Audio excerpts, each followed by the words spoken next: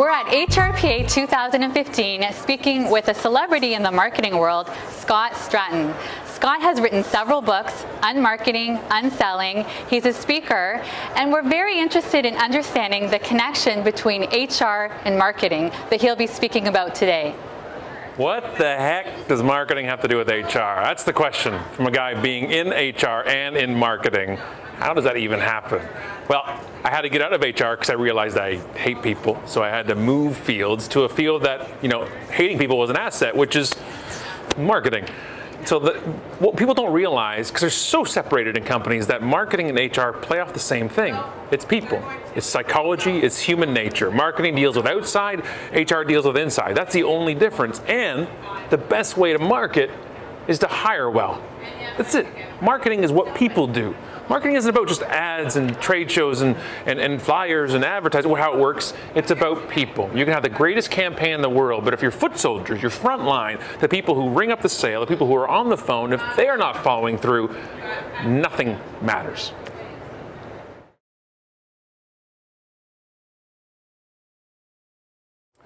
"20 years, almost to the day, I volunteered for this conference a few blocks away at the Sheraton Center. I had long hair, which I guess I have now, but it was longer, with no facial hair, and an intimidated second-year college student walking into the room with thousands of HR professionals. And I walked right out, by the way, and went to McDonald's for lunch because I was so freaked out. But I said this today, and I am 100% serious about it. I am so happy that when I was in HR, social media didn't exist. That I didn't have to be concerned about an employee tweeting something confidential or racist or stupid. The only thing I had to worry about whether or not somebody would get caught by a news media or something like that drinking in public or something. That rarely happened. That only when it hit the media, the paper, the national news, was it going to be a problem. And here's the biggest change. Now, everybody's the media. That the main old school media gets a lot of their news from social media. That it catches fire on Twitter and Facebook on a blog, and then CBC picks it up, and then the Toronto Star and the Globe and Mail pick it up. That's the scary part.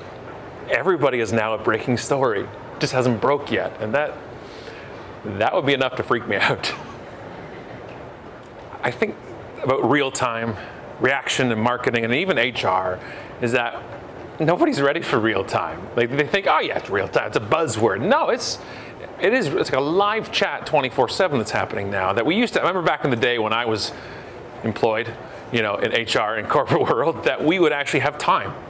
Something would happen, something would come up, and we'd have a meeting next week about it. Talk about what's our strategy, what's our process we could do. We'd actually create an action committee, and we'd have bullet points and stuff. And you do this, and we'll put a pin in this, and we'll talk about it in a week. We have hours nowadays.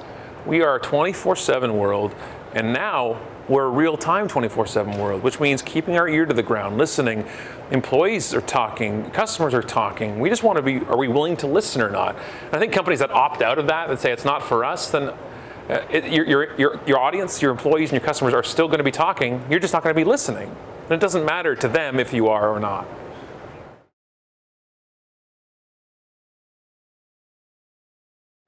One of the most prominent things I see in social media, being a person who lives on social media, is the bio Twitter disclaimer saying all tweets are my own and not a reflection of my employer. And that's the worst thing you can possibly say for HR for two reasons. One, employees are a reflection of their employer. They always are a reflection. If I know where you work, and even if I don't, I can find out. That's a reflection. And two, it gives a false sense of freedom of speech.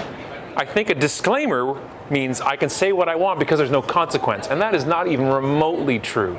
Have somebody say something offensive, and you tell me if it's a reflection of an employer or not.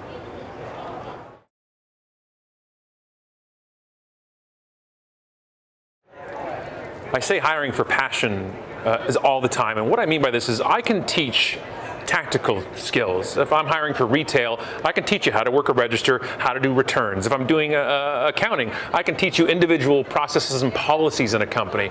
What I can't teach you is passion. And to me, passion leads to profit. Passion plus knowledge equals profit in every company there is. You can't teach people to give a damn. If you have people who work for you and clients and customers are the worst part of their day, you're not going to remove that from them. They don't like people, they don't like people.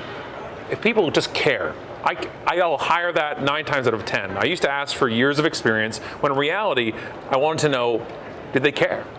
Did they care about the product? Did they care about the people? And when a customer came in, instead of saying, "Oh no," it's like, release the doves. They're here, and they're here because that gives me a job. That's what you got to find.